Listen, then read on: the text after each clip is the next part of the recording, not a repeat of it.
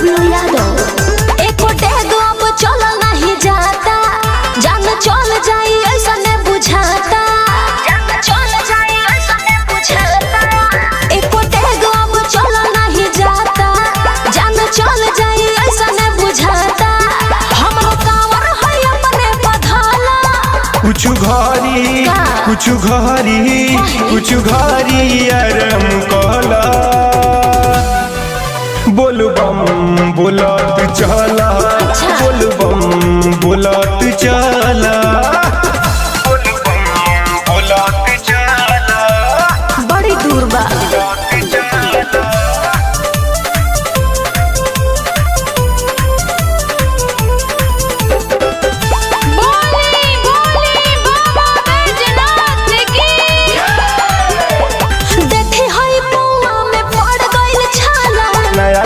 बनिया के अक्सर हो जाला, देखे हाई पौआ में पड़ जाला छाला, नया नौहर बनिया के अक्सर हो जाला। ऐसा का हो जाला, चलत चलत जीवा बथा को। कुछ घरी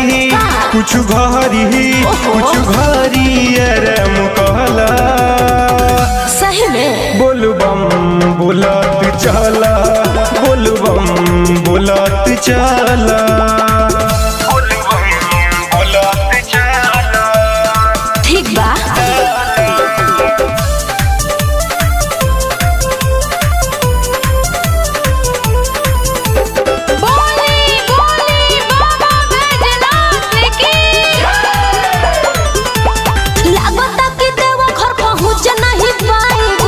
हर हाल में हम तो अकेले जाई,